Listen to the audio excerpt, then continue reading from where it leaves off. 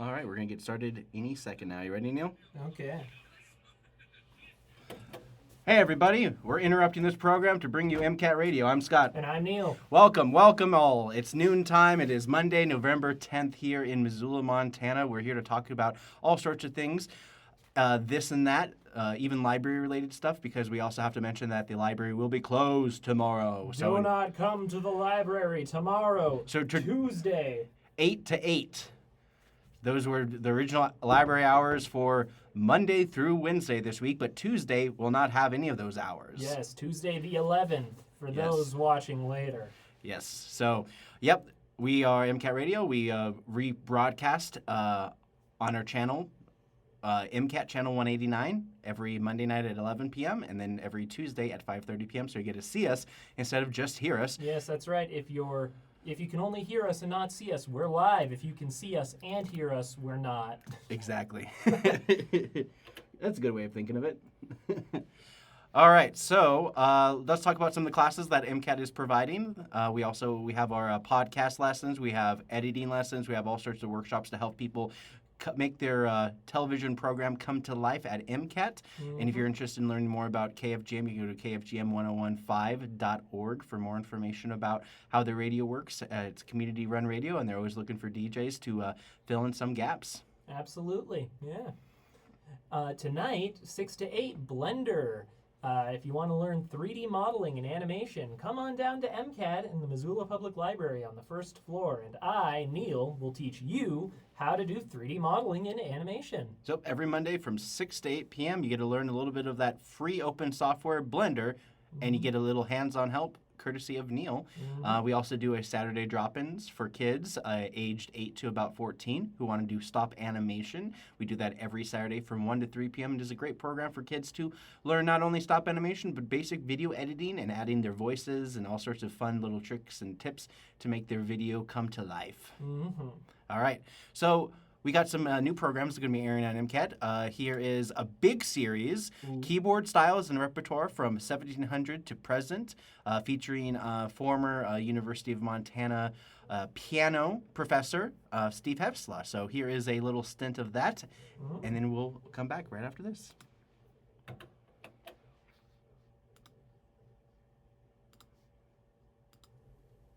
By the way, this is... I think this is the first edition on the left. Yeah. You look at it at home. Okay.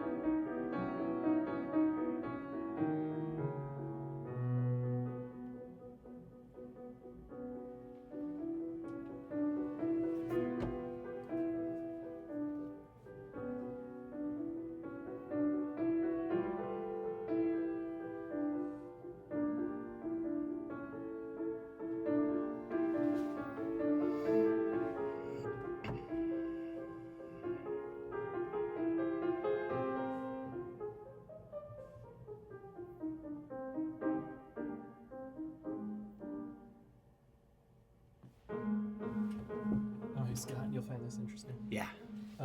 You've been playing Control, right? Yeah. Well, here's the building in New York City that the game used as reference. Nice. Isn't that the jail? I don't know. It's just a skyscraper with no windows. Yeah, that's usually what they do with like jails and federal buildings. Yeah. But anyway, Somebody in the comments here says that they based the building in Control. Ah, that's pretty cool. I like that. All right, let's see. I'll let this go out for a little bit longer, then we can kind of transition back to us. Yeah.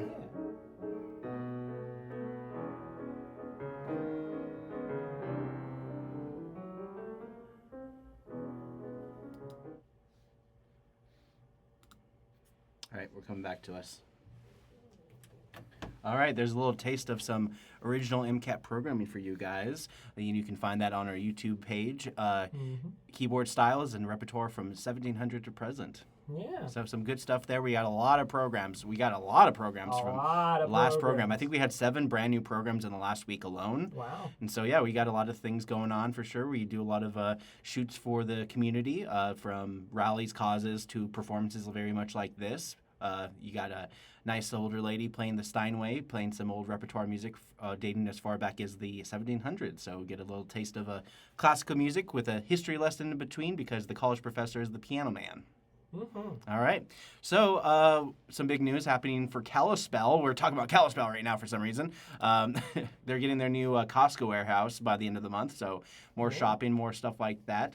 You know, the one thing that's not shopping is Canadians. Apparently, Kalispell, on a Montana Free Press article by Justin Franz, just basically announced that they lost business in Kalispell alone by 39%. Wow. But overall, statewide, Canada to Montana fell 26%. Business in the Flathead Valley are aiming to ease political tensions with that. So, yeah, kind of crazy. I mean, you know, we rely on tourism.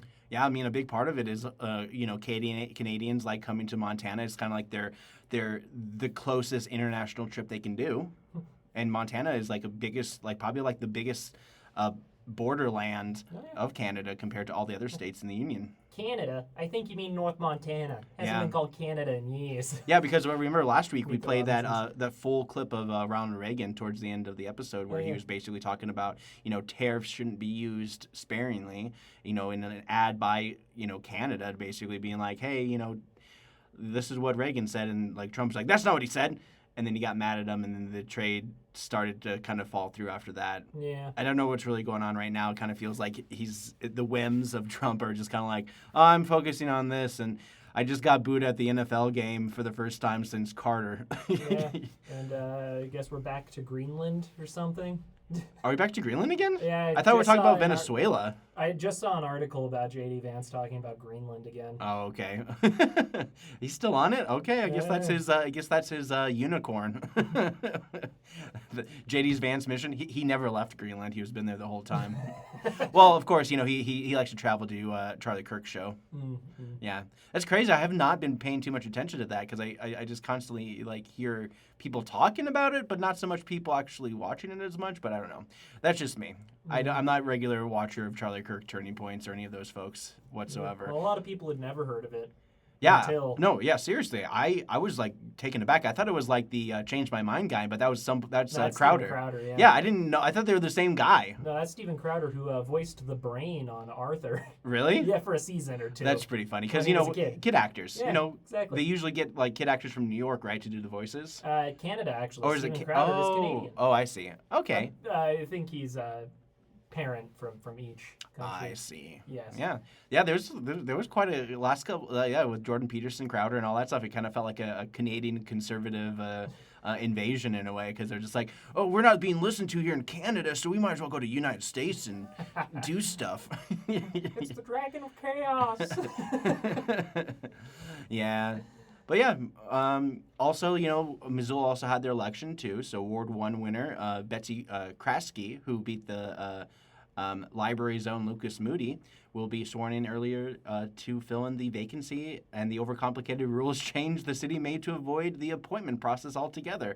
A lot of new faces, but more more moderate council in terms of just their leanings. You know, they had the Democratic Socialists backed 4 candidates, and only one of the 4 candidates were able to get elected in, and that was Christian Jordan out of Ward 6 up in my ward. Mm-hmm. And then also, Dan Carlino lost his seat in Ward 3. That is true. University District, he lost against former Ward 1 incumbent Jennifer Savage, who made the move over from Ward 1, vacated her seat, and then started running the primary. and then the general election. So yeah, that's what happened there, and they voted in favor. I think what was I don't know. I didn't look at my notes further. I didn't look at how close it was. I didn't really look how close it was for a lot of them, but even seems like even Sandra Vasika, one of the Ward 6 incumbents, lost to Sean Patrick McCoy for Ward 6 as well. So yeah, there's quite a bit of things back and forth, but it definitely felt as though like the Missoula Socialists, the Democratic Socialists of Missoula, kind of had a pretty didn't get as much support on that front as well. Mm-hmm. So yeah.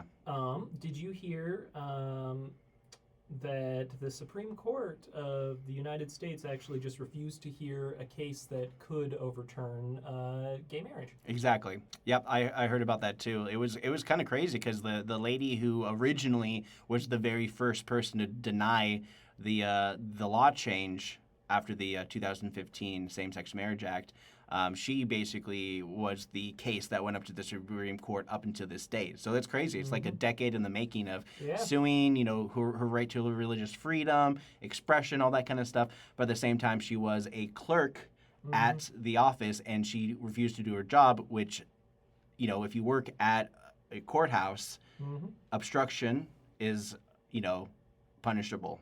Yeah. So... yeah, so there's a lot of things going on with that, and it's kind of crazy that SCOTUS and everything like that. Even Clarence Thomas, who was one of the original people who had an opinion piece after same-sex marriage was ratified, that he was very much against it and he would want to repeal that. He was very mute.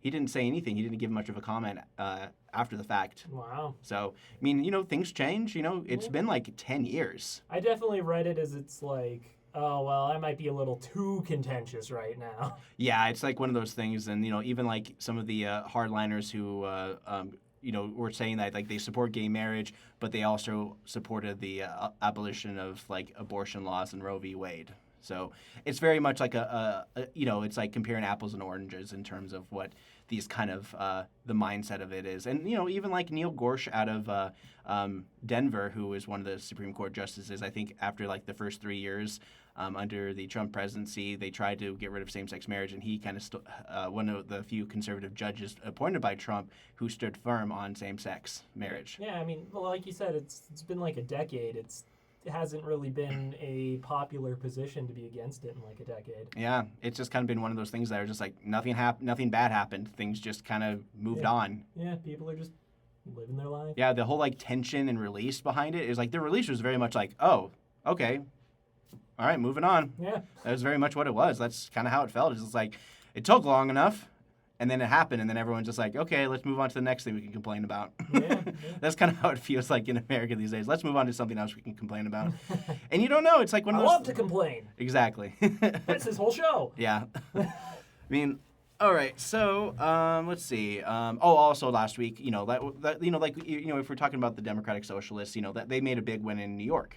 Oh, yes. Yep. So, they had a clear message. They said what they wanted to do, wanted to move forward with, rent freezes, which is a big part of it. And, like, if you want a popular opinion, like, plain and simple, you just lower the rents by $300-$400 across the board in any town in America now, and you would automatically have longer stays, better tenants altogether. If rent here dropped $300, I would be doing so much better. Yeah.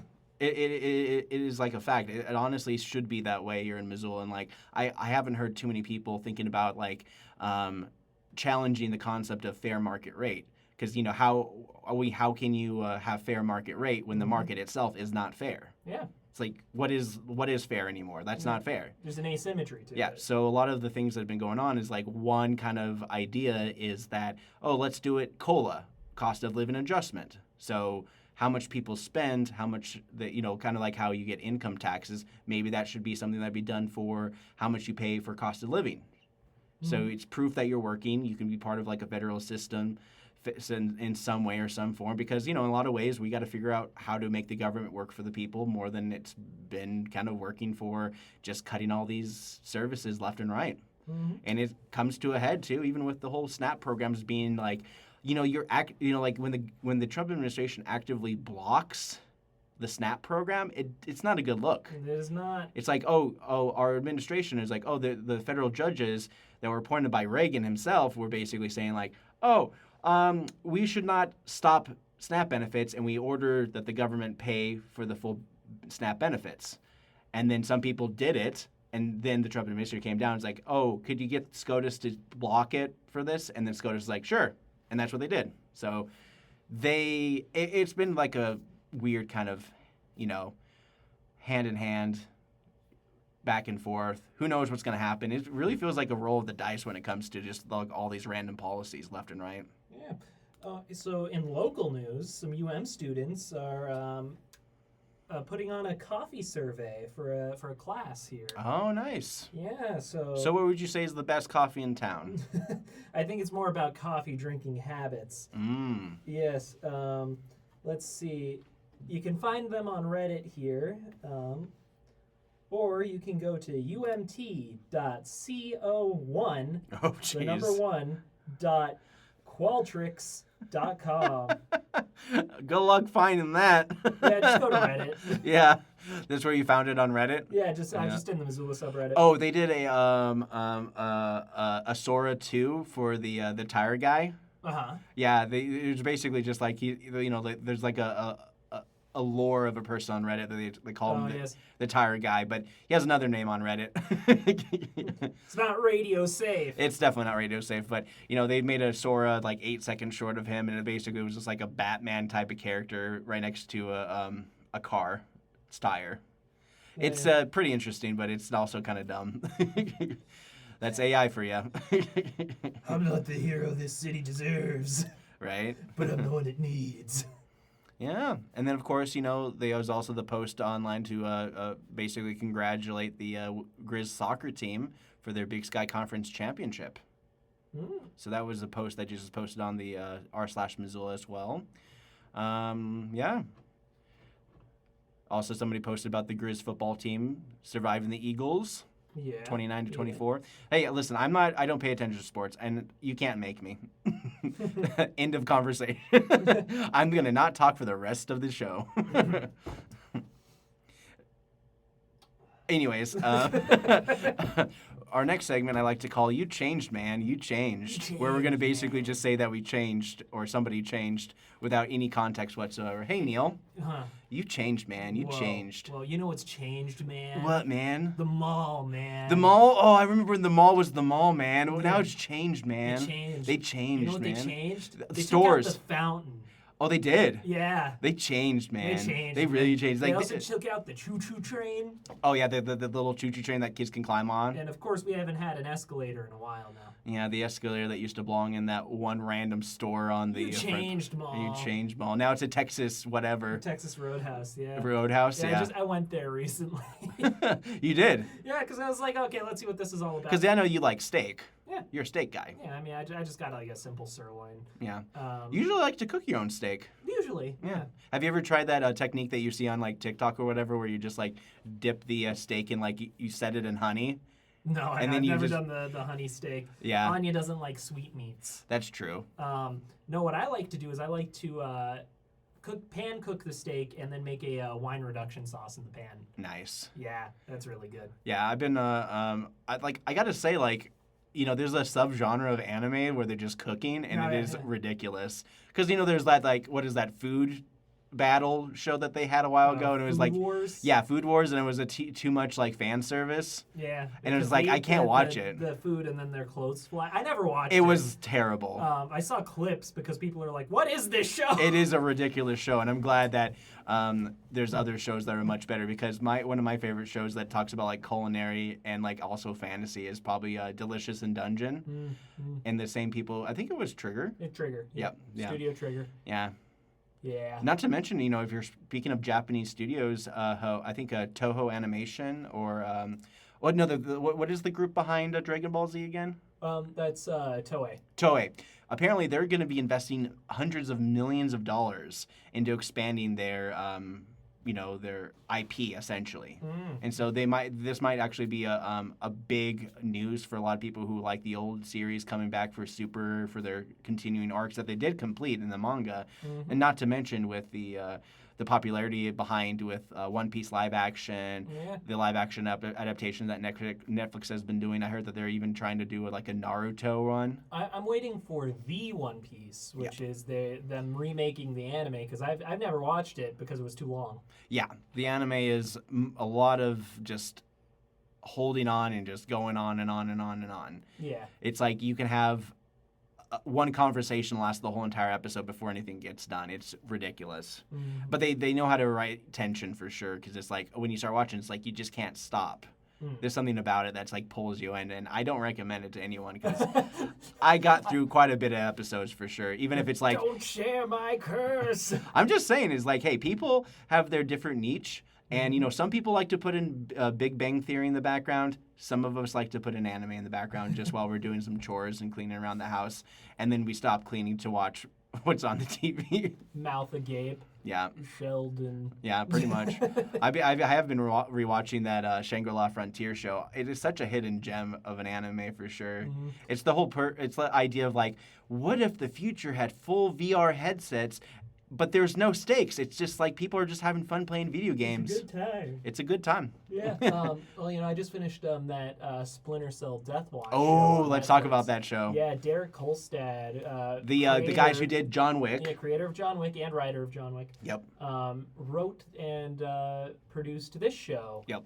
Splinter Cell Death Watch, based on the Splinter Cell game series. Yep, and if you expect it to be like one of those shows where it's like old man coming out of retirement, no. He is an old guy.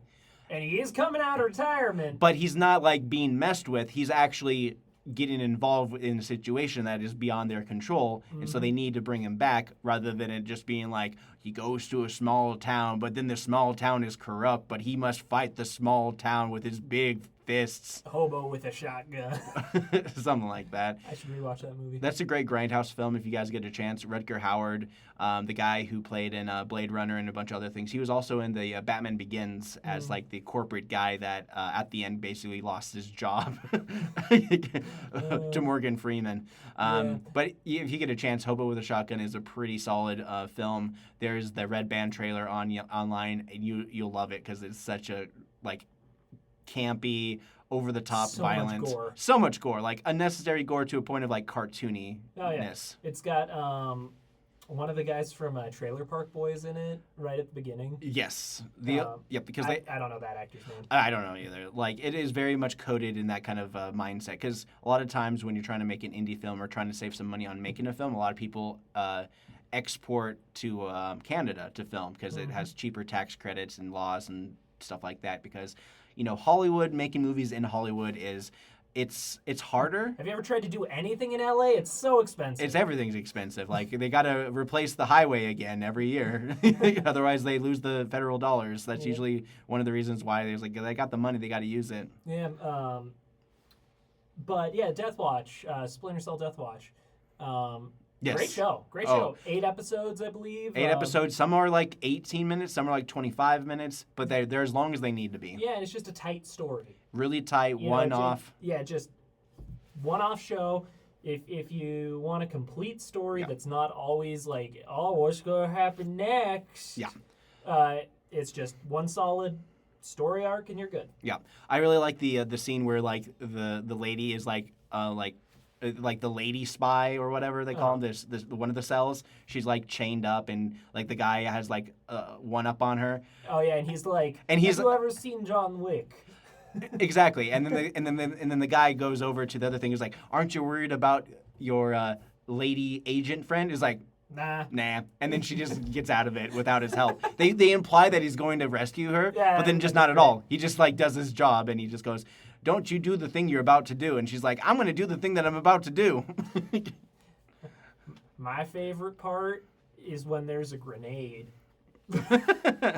There's some great parts in that show overall. Yeah. And just the animation, the quality. Like, even in the scene where they're boarding the boat, Just like some of the animation I was telling you about with like the way that they There follow were and some move shots that I couldn't tell if it was 3D or not. Right?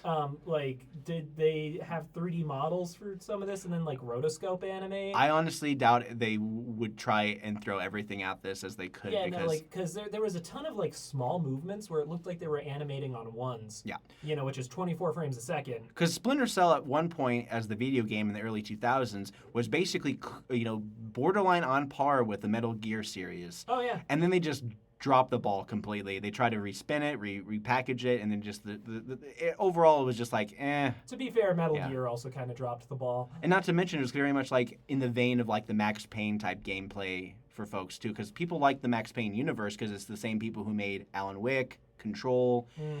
and it's like one of those stories that you're just like, Max Payne. It's like I didn't know that. Like, you mean that dumb Mark Wahlberg film kind of thing now? Because it's been yeah, that's right. Marky Exactly. Mark. Yeah, Marky Mark. But yeah, you're listening to 101.5 KFGM MCAT Radio. We're talking about all sorts of things here in Missoula, and we're just talking about gaming right now and some of the new shows that are just airing and whatnot. Yeah, I've been watching Bob Raphael Waksberg's Long Story Short. Ah. Yeah, we're about halfway through it. It's really good. If you like BoJack Horseman, give this show a watch. Yes. I told you about this show, but I haven't actually seen it myself at all. Oh, you should watch it. Yeah, I definitely should because I love BoJack Horseman and did such a good job. It's one of those series that it didn't really get its footing until the second season because the first season seems so uncanny valley compared to the last seasons after the first one. Well, and one of the great things about BoJack Horseman is how it jumps around in time. Yeah. It's like, oh, now it's 2007. Now it's 2012. Yep. It's great Hollywood satire, 100%. Yeah, exactly. So, Long Story Short takes that like jumping around in time and makes it the whole structure of the show. Yeah. One One episode might be primarily in 2015, but show you some of the characters' childhoods. Then another episode's in 2021. It's really good. It's such a good job. Like, Free Chiro itself is one of the most best achievements of Free Chiro's animation a great episode. because the whole point is that you have animation, you can do all sorts of tricks and tips and all sorts of cool effects with everything that you can't do in live action. But what they chose to do is basically him doing a monologue in front of a podium for the entirety of the episode. Yep, single camera angle. For a cartoon. Yeah. What cartoon actually decided to put a lot of extra work into their camera angles is King of the Hill. Oh, yes. Yeah, if you look at like the way that most animated shows, especially animated sitcoms, work is they reuse a lot of backgrounds. So you're stuck to a limited number of camera angles. Yeah. And I mean the same is true of King of the Hill, but they like have a lot more different camera angles. Right. Because I know that there were some people complaining about the animation when it came back, but it smoothed out a little bit. It smoothed out a little more. It definitely became more digital. I honestly don't think I've noticed the difference. And a lot of times we got to suspend those critical thoughts a lot of times to be like, it's the show, everyone's back, everyone's doing their thing. Mm-hmm. Heck, even the guy who replaced Johnny Hardwick for Dale Gribble's voice sounds more like Dale Gribble than the original voice actor. And you wouldn't even notice. Whenever Dale is mentioned, the only thing I can think is, "Are you trying to know me?" Pocket sand. Yeah, there's some great stuff out there, and I'm really happy that they were bringing back. Well, like in terms of King of the Hill, like one of the reasons why they canceled King of the Hill is to make way for the Cleveland show, and when Seth MacFarlane was like basically king of Fox animation for the longest time. My name is Cleveland Brown. Hey, I gotta say the show took a while to find its footing, but when it hit its stride, it really did pretty good for what it was. But unfortunately, it was just another Family Guy clone. Yeah, I mean, even in terms of like how people treat American Dad too, because American Dad is still one of those shows that are just like ongoing. Oh, absolutely. Yeah. How long has American Dad been on the air now? Like 20 years? Yeah, because they had no breaks compared to like Family Guy. So I would have to say they've been on for maybe a couple, like 5 years less than Family Guy as a whole. Yeah, something like that. But the insanity, just how much it is, just like constantly going. I'm actually going to look up when they started. Yeah. But yeah, like there's a lot of interesting shows here and there. Bob's Burgers is like a solid show for a lot of people. A lot of people really like that show. I hear a lot of people talking about it. The writing is pretty tight, and like the dynamics, and it still does that whole like very simplistic kind of like family dynamic where you don't have like celebrity guests like in Simpsons, where they don't go like full, Treehouse of Horror, throwing things to the wind. Like it stays very grounded in that regard, even though the characters are ridiculous people. So, American Dad, February 6th, 2005. Wow. 20 years on the air. That's crazy. But then you've got like shows like Solar Opposites where the main show's like, it's okay, but then they have this like subplot that everybody cares about. You mean The Wall? Yeah, The Wall. Dude, I got on The Wall for a while, and then they had their resolution, and then I kind of lost track. And I think when they changed the voice of Justin Roiland when he, of course, had his scandal. Well, I think they just kind of like The Wall went on a little too long. They like wrapped up the story, but then they tried to keep the story going. Yeah, they came back to it over and over again and everything. Yeah. But I really like they got some good writing for sure out of a lot of those episodes for sure. Yeah. Of course, one of my favorite animated comedies, The Venture Bros. Venture Bros. Yep, you just got into it too recently. Yeah, I watched it this year. Yeah, I mean, it was one of those shows that like was off the air for many years, back on the air. Yeah, and they 4 or 5 years ago they made their finale movie. Yeah. Radiant is the blood of the baboon heart. Yeah. As sort of their series finale because Adult Swim basically said, we can't give you another season. Yeah, I mean, they've been around. You guys just take too long. They were around for so long. They still had that 4:3 conversion. Yeah, yeah. Well, like the difference in animation quality in that show is bizarre. Right? Because the animation starts off as really stiff, and then by the end of it, it's like, whoa, that's on TV. Yeah, sometimes like you never know what kind of animation is gonna like throw you some interesting curveballs. Like Smiling Friends is a great example of blending multiple genres. It's like imagine those guys basically just ripped off Amazing World of Gumball. They just watched it and just like, why can't we just do that but for us? Yeah, well, and like you've been all about the clip from the latest episode where it's all rotoscopes. Like, I knew I liked you, man. Yeah, people won't get the reference, but it's basically like where you have like animation kind of shoehorned in there to kind of blend it together where it looks a little bit more realistic, but the animation just gets better. And even some like old tricks and tips they've used in the past, like I believe they used old Hobbit animation. Yeah, yes, they did a little bit of that, yes. One thing I really like about Smiling Friends writing is as chaotic and sometimes horrible as it can be. Yes. It never feels too mean-spirited. No, not at all, really. I mean, there's definitely like the episodes where like, oh, there's no resolution here. It just kind of like ends right there. Yeah. And then there's some that are just like, oh, this was pretty interesting how they went there, like with the Mr. Frog Dad. Right. Where it's just like they just get like, hey, this kid got Creed from The Office. Paint him green, put him in like greenish shorts or whatever. And then just have him give one of the best performances of the year. Yeah, pretty much. Just like a monologue. Like, he might get an Emmy for that. That is like one of the most ridiculous episodes. And I hope he gets an Emmy for that. I don't even know what to think about it because it's like so uncanny valley for that show. Absolutely. Yeah. And then, finding enlightenment at the end of that episode. Right? So their Halloween episode, though, did you watch it? Oh, the recent one? Yeah.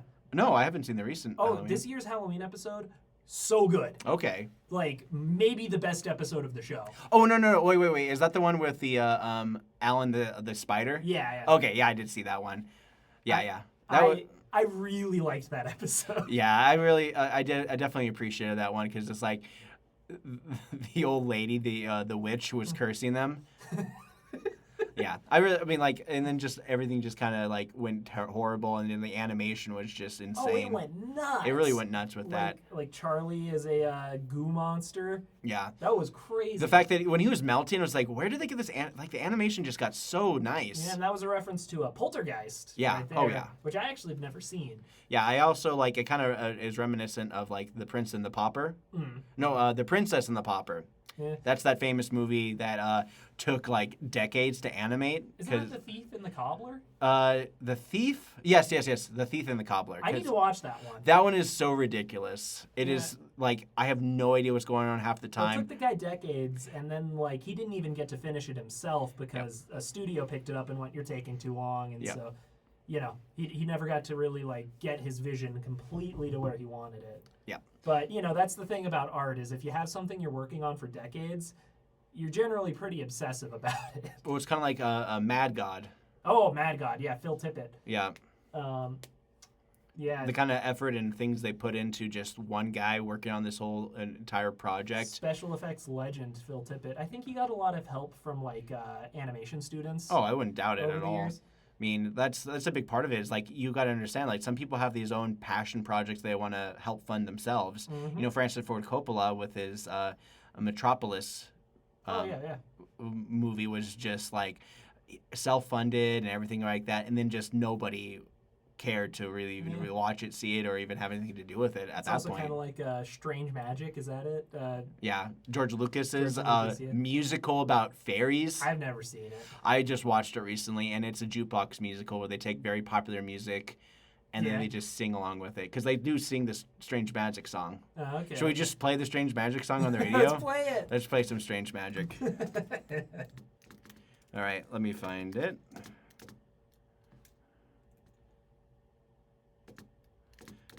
Who did the song, anyways? I don't know. Let me see. Oh, Electric Light Orchestra. Duh. Oh. Duh.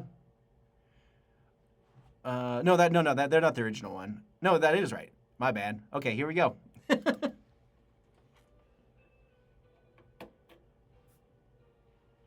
All right, cool. Wow, we had a stint right there. Yeah. But we definitely need to take a break to recontextualize what we're talking about. Yeah. I wonder when we're going to get a season 2 of Common Side Effects. Oh, yeah, that's right. I haven't heard anything about that. Yeah. Yeah, I mean, it's only been like, 6 months? Yeah, but, you know, when they came out with the trailer, it was like, a year and almost over a year before the show premiered. Yeah, I mean, animation takes a long time. And not to mention the Scavenger Range people were behind the animation on that one. Yep. And, I mean, I'm sad that Scavenger Range didn't get to continue. But I rewatched it recently. I'm just like, yeah, it's kind of boring. It trudges along. The animation's beautiful, sure, but it does take a while to really get the ball so rolling. much of that one is just about taking in the atmosphere rather than the actual plot. Exactly. Having a plot and a purpose. They did the same thing with, remember that zombie show Z Nation? Oh yeah. They did a spin-off show called like Black Winter or right. Black Summer. Yeah, I remember you were watching that. And that's very much the same kind of like where you just jump right into the story. Right. Where it's like you don't know when the story starts, ended, or even in the middle. It's just like people are just experiencing it at that time, very much like Scavenger's Reign, where some episodes are like 20 minutes long, some are like 5 minutes, some are like 10. It is just all over the place in terms of timing. But well, that's the nice thing about streaming, though, is that like you can just make things as long as they need to be. You're not boxed into like TV schedules. Yeah, I finished the first season. I started to watch the second season because that's when winter actually happened. And I just couldn't keep watching it. I had no idea where it was going there from there. Yeah.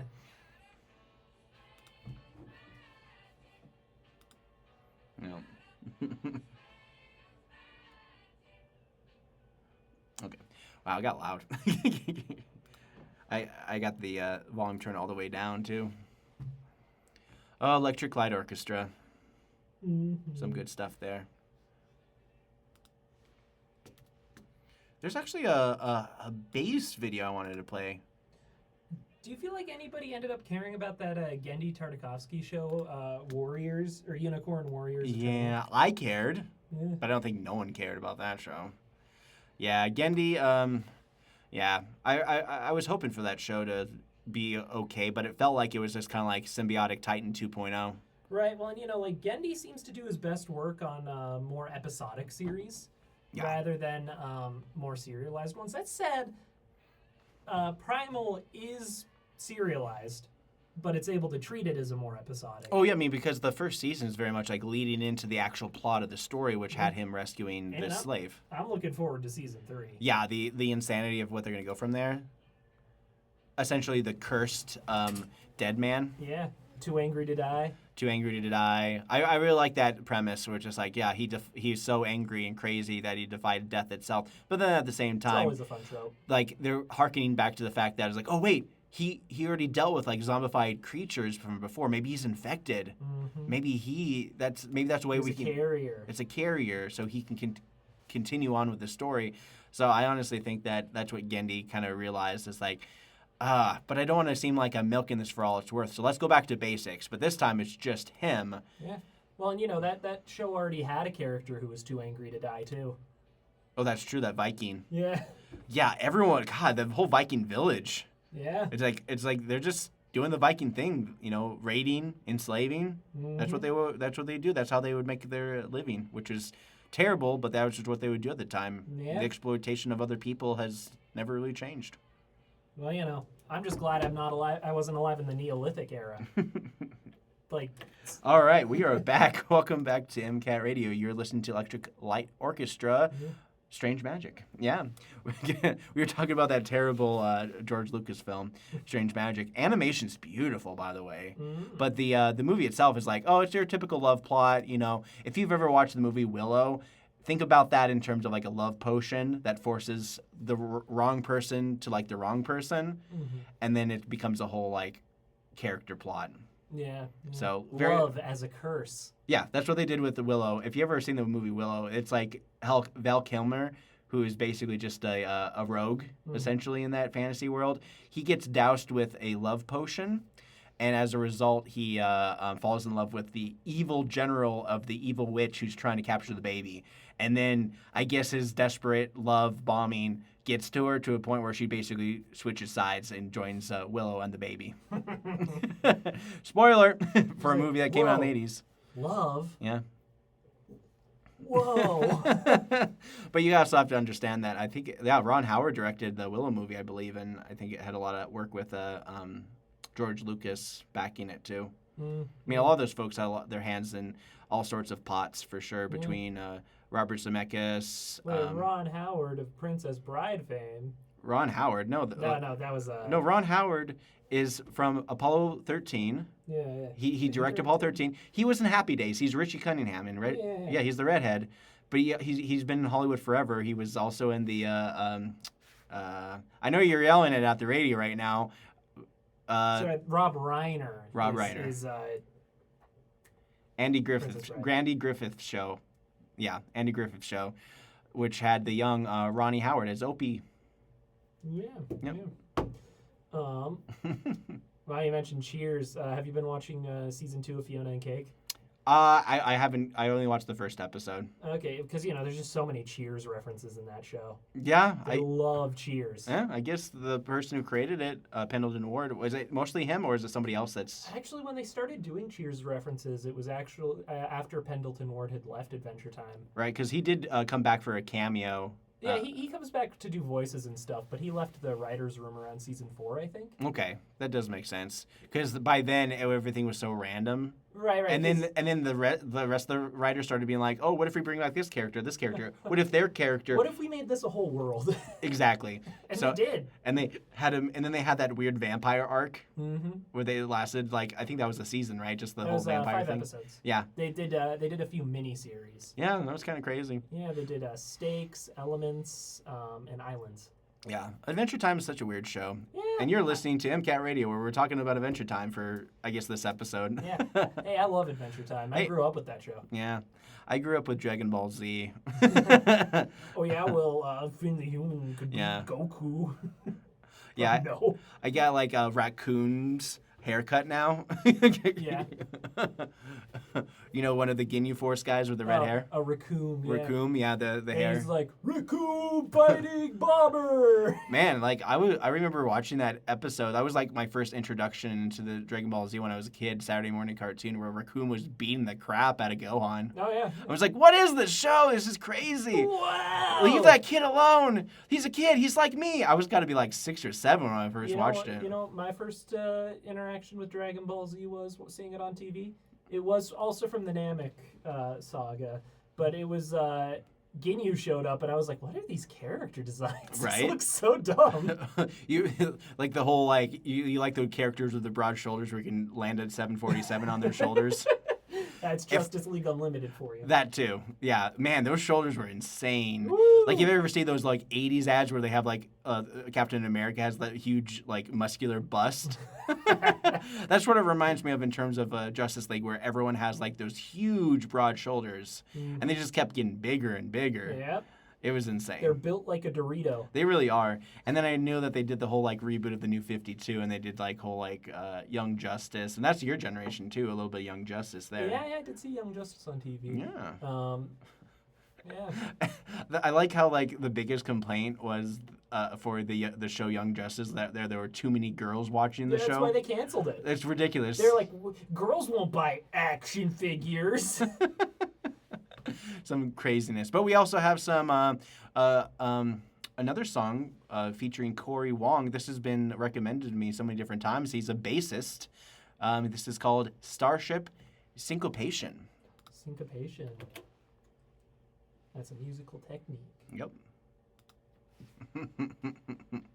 Yeah, okay, another 15 minutes or so. Yeah, this guy is doing his thing. Nice little bass player.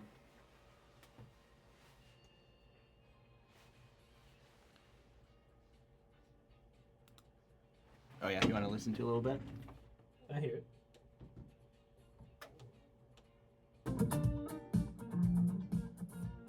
Right? Oh, you know what movie I just watched? Aronofsky's Pi. Oh, you did? Yeah. You ever see that one? Is it just called Pi or Life of Pi? No, just Pi. Oh, okay. No, I haven't. Yeah, it's not. It has nothing to do with Life of Pi. Okay. Another good movie, by the way, which bankrupt like 3 CGI companies just trying to do the tiger. Yeah, so it was a movie Aronofsky wrote while he was at the American Film Institute. Okay. Which is the same school that David Lynch made Eraserhead at. Gotcha. That does make a lot of sense, the kind of styling of his directorship, just in terms of like the kind of movies he's made. Oh, yeah. Well, Aronofsky has all sorts of different kinds of movies. Yeah. Like here, there was a few where I was like, that was him? Right, because he's in a couple of movies where just like, oh yeah, he did that? Didn't he do the Children of Men movie? He might have. Because I love Children of Men. Such a good movie. Okay, so I mean, obviously did Requiem for a Dream, right? Oh, it's Alfonso Cuarón. He did the other one with Sandra Bullock in Gravity. Mm-hmm. So Alfonso Cuarón. Totally butchered that name, but still. He did Gravity. He did Roma. That one was the one that won an Oscar in 2018. That was the first Netflix original movie that actually won an Oscar. Yeah. Oh, he did the one that just came out, he produced Caught Stealing. Oh. Wow, Children of Men is 2006? That's old. Dang. Yeah. God, it's such a good movie. I love Clive Owen at the time because I also watched another movie with Clive Owen at the time where he basically, it's called Shoot 'Em Up, where he literally shot everyone. Oh, he also directed Caught Stealing. He didn't just produce it. Oh. And The Whale. Oh, he did. That's right. All right, about another minute or so. Yeah.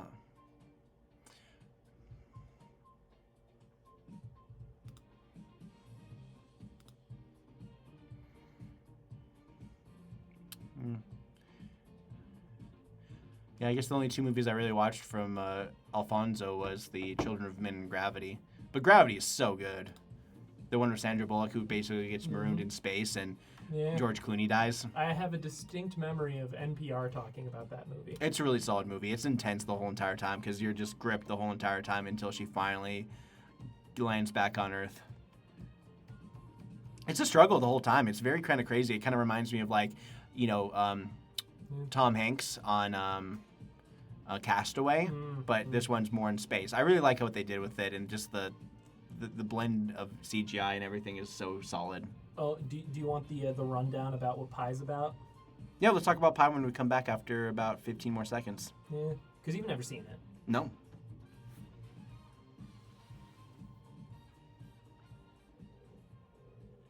All right, that was Starship Syncopation by bass player Corey Wong.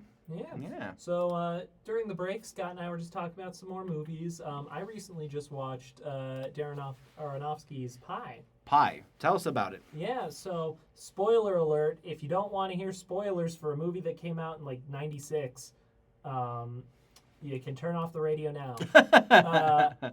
So Pi is about a mathematician who finds a number that is basically the underlying principle of the universe, and it starts to destroy him, and everybody wants this number, so he lobotomizes himself. Ugh. Yeah, and that's the end of the movie. Wow, that's crazy. Yeah, just to get rid of the understanding of the number. And he just lives a normal life after that. Oh, cool. Yeah. So it's basically just him trying to figure out a way to forget and then move on with his life. Yeah, well, first it's him like trying to understand what's happening, right? Right. And then eventually he realizes that he can understand it. Okay, so I guess giving up means that he has to lobotomize himself? Yeah, because it's in his head. Right. Man, sometimes people get a thought and they can't let go of that thought. Yeah. Thoughts be gone. Yeah. Yeah, so Missoula Current just published an article today saying that they have officially sworn in the newly elected Ward 1 member. All the other winners will be sworn in on January 1st. She gets the special vacancy of a seat because it was vacated about a couple months ago. Oh. So Betsy Kraske will be serving on City Council starting tonight. Okay. So, yeah, she'll be doing it well until. And, part of this is just to have the votes ready for the Unified Development Code. What is the Unified Development Code, you asked, Neil? I didn't, but I'd like to know anyway. Unified Development Code is essentially what the city is going to be doing in terms of zoning for the future of how City of Missoula grows and how it works in tandem with the state laws, updated with the Our Missoula Growth Policy, all these other projects that are in view. But zoning has been a big factor in development in the city of Missoula, and they're looking to figure out an easy way to make it easier for us to understand and implement all sorts of fun things that the city's been wanting to do for quite some time, not to mention trying to utilize how we could balance parks, infrastructure, and all sorts of things when we're developing new neighborhoods. Mm-hmm. And I got to say, Missoula's at probably the best circumstances in terms of the demand for developers, just the bids, the amounts of potential. We're developing really fast, like really, really, really fast here in Missoula. And, if anything, you can probably even say Flashpoint was the Mercantile, would be a perfect example of development and then for future development. I've been hearing a lot of people being reluctant to hear about the former Missoulian building.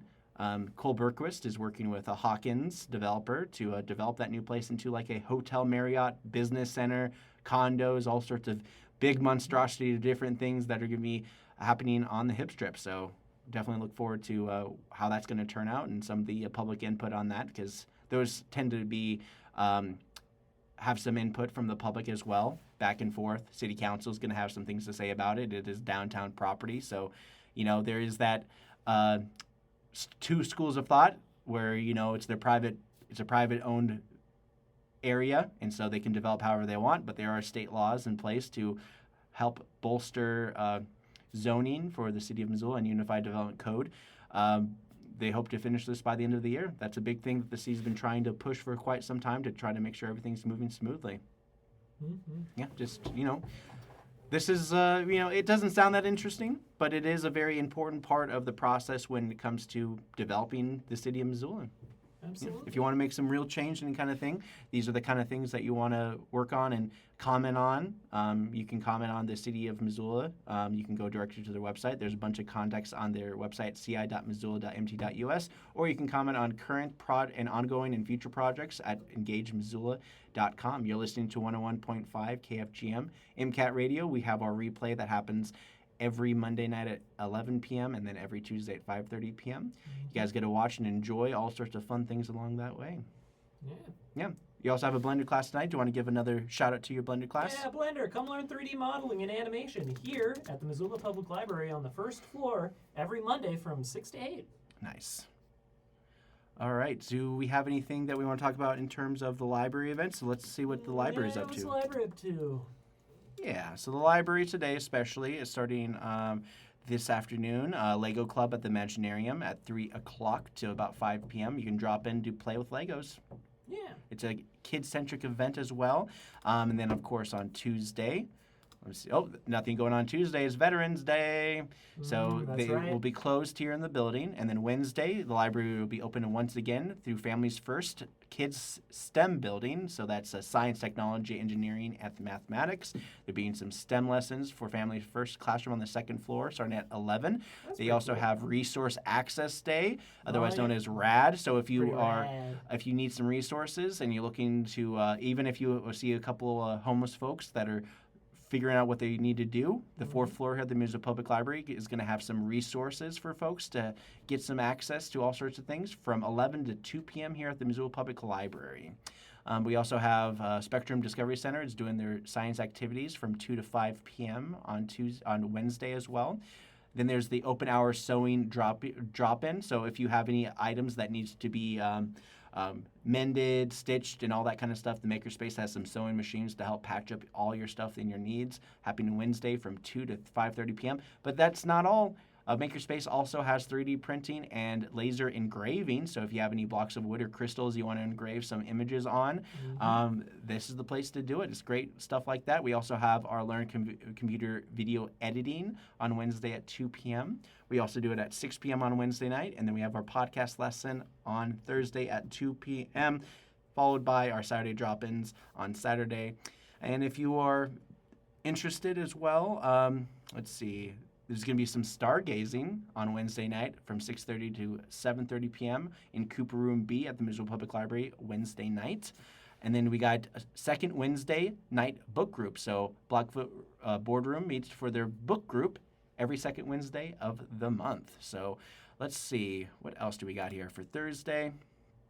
We have about 5 more minutes in the show. We have a game on, so if you are a gamer, young kid that wants to do some gaming with the old Nintendo Switch, from 2:30 to 5:30 in the Imaginarium on the second floor of Missoula Public Library, they do a weekly event on Thursdays called Game On. That's pretty fun. Yeah, and then we also have Teen Library Community at the Art Box from 2:30 to 5:30, and encouraging teens to swing on by, learn about the many books and services they have here at the library, including Writers Club, which helps young teenagers and kids and middle schoolers become better writers. Let's see. Then there's other things happening with the Big Sky branch. So if you can't come to the Missoula Public Library, Big Sky High School has a really wonderful branch, which also has 3D printing services. They also have Tech Time, all happening Thursday, 4:30 to 7:30 p.m., and also 5 to 7 p.m. for the Tech Time. And then also there's a virtual event for Families First called Circle of Security. It's a virtual event for people who want to go online to get some kind of supportive help in parenting. So they're a great organization that helps people along those ways. All right, so let's see. Do we have any suggestions for songs, Neil? I was thinking about throwing over to Jungle, maybe Sure. some Casio to wrap up our show. Yeah. So thanks for joining us. And for MCAT Radio, I'm Scott. And I'm Neil.